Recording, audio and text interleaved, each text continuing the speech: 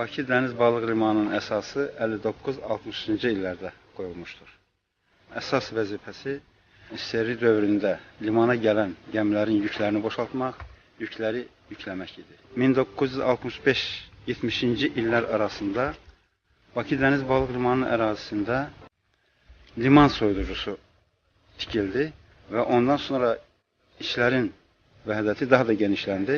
Burada sutka ərzində yük dövriyyəsi 2500-3000 tona yaxınlaşırdı. Bakı Dəniz Balıq Limanında iş 3 növbəli sistemdə gedirdi. Birinci, ikinci, üçüncü. Qış aylarında 3 növbəli iş sistemi tətbiq olunurdu ki, burada bütün Xəzər boyu ölkələrindən, SSRİ ərazisindən, deməli, Maxaçqala gəmiləri, Həştərxan şəhərinin gəmiləri, bir də Bakı Dəniz Balıq Limanının gəmiləri. Eyni zamanda Bakı Soyuducu Donanma İdarəsinin gəmiləri boşalırdı. Əsas etibarilə Xəzər dənizində olan kilkə balığının dondurulmuş halda göndərilməsi təşkil olunmuşdur.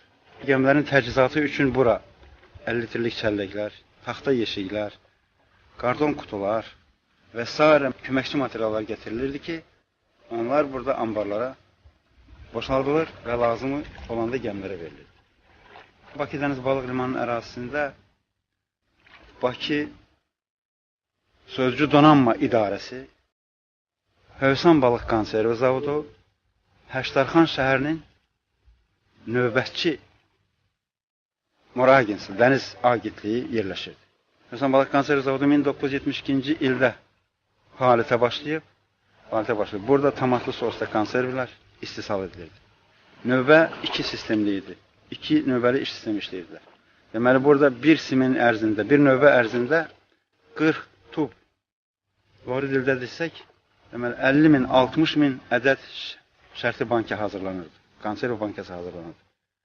Eyni zamanda bu ərazidə, Bakı Dəniz Balıq Limanının ərazisində balıq məhsullarının satışı və göndərilməsi ilə məşğul olan Azərbaycan Balıq Satış İdarəsinin Hövsan bazası yerləşirdi ki, həmin bazanın da vəzifəsi bu məhsulları verilən tapşırıqlar üzrə SSRİ-nin müxtəlif şəhərlərinə göndərməkdir. Ümumiyyətlə götürsək, SSRİ-nin vaxtında qurulmuş olan iş sistemi çox şaxəli idi. Burada qış mövsümündə bütün gəmilər boşalırdı. Gəmilərin həm dayanması, boşalması növbə sisteminə keçirilmişdi. Burada kilkə istisal edən sex var idi ki, həmin sex də Bakı Dəniz Balıq Soyuducu Donanma İdarəsinin tabeliyində idi. Həmin sexin növbə ərzində istisalı boçkalarda duzlu kilkə 50 ton, 60 ton və ədviyyatlı Xəzər kilkəsi 40-50 tona çatırdı. Bütün qeyd olunanlardan belə bir nəticə gəlmək olar ki, Bakı Dəniz Balıq Limanı vaxtı ilə çox ahəngdar işləyən bir liman olmuşdur.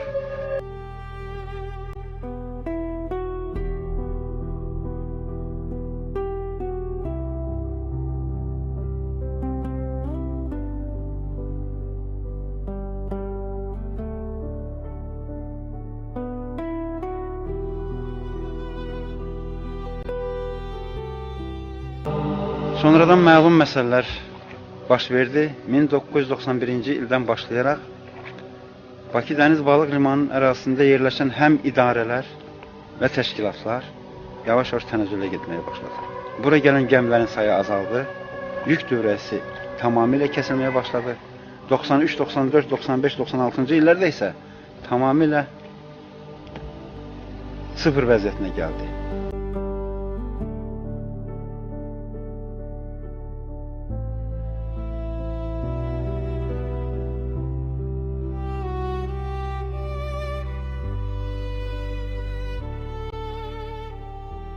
Hövsan Balıq Konservi Zavodu 1993-cü ildən fəaliyyətini dayandırmış. Həştərxan şəhərinin olan nümayəndəliyi götürülmüş. Balıq Soyuducu Donanma bazasının idarəsi çox dağılmış bir vəziyyətə gəlmiş, gəmiləri isə darmadağın edilmiş, başqa təşkilatlara verilmişdir.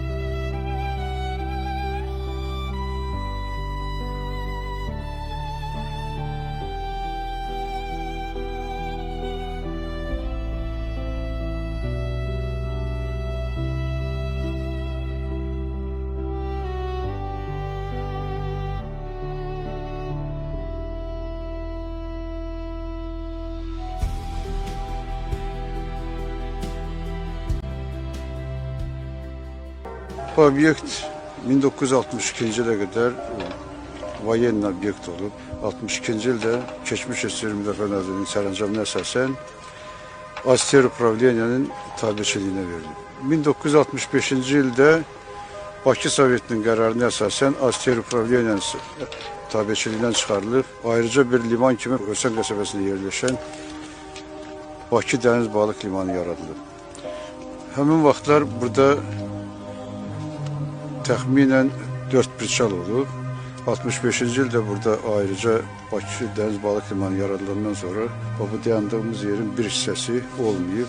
65-dən sonra buranı gətirib torpaq tökmək vasitəsilə burada 6 birçal artırılıb. Əsasən qış aylarında burada bütün keçmiş Sovet hökumətinin Xəzəryanı ölkələrinin hamısı balıqlarını gətirib burada boşaldı. Bu vaxtı Volqa çayının donması ilə qədər o gəmilər hamısı bura gəlib. Təxminən oktyabr ayının ortalarından mart ayının axırına qədər burada boşalıb, sonra yay aylarında Həştərxana gediblər. Ümumiyyətlə burada 3 smena işləyib, sutkalıq yük dövriyyəsi 500 ton. 3 müəssisə bu kompleksdə fəaliyyət göstərib, Ölsən Konserva Zavodu, Bakı Dəniz Balıq Limanı, bir də soyuducu donanma. 3 müəssisədə təxminən 2000-ə yaxın işçi işləyib. Demək olar ki, Ölsən qəsəbəsinin o vaxt 60-70-ci illərdə əhalisinin 50-60% bu kompleksdə işləyib, qalan hissəsi Nord İstehsalat Birliyi var, qalan hissəsi orada. Bu da başqa bir istehsalat müəssisəsi olmayıb bu iki müəssisədən başqa.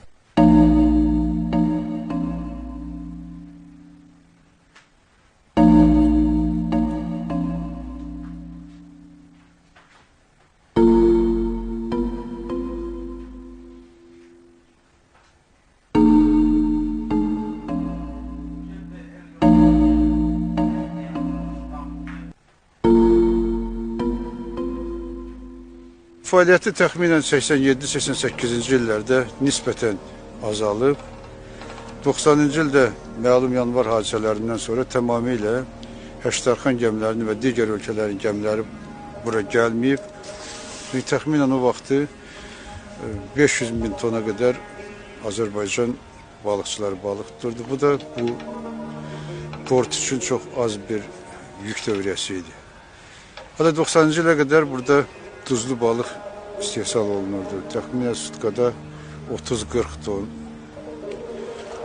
ədviyyatlı kilkə, tuzlu kilkə istehsal olunur. Demək olar ki, 95-ci ildən bəri portun fəaliyyəti tamamilə dayanmışdı. Bunun dayanmağının səbəbi də bayaq dediyim kimi, Azərbaycanda olan balıqçı gəmilərin müəyyən şəxsi özəlləşdirilməsi və ya şəxsi adamlara icarəyə verilməsi və həmin şəxslərin gəmiləri limanın xidmətinə istifadə etməyərək başqa yerə aparması olmuşdur ki, iş tamamilə dayanmışdır. 7-8 ildə limanda heç bir gəlir mənbəyi yoxdur bu günə.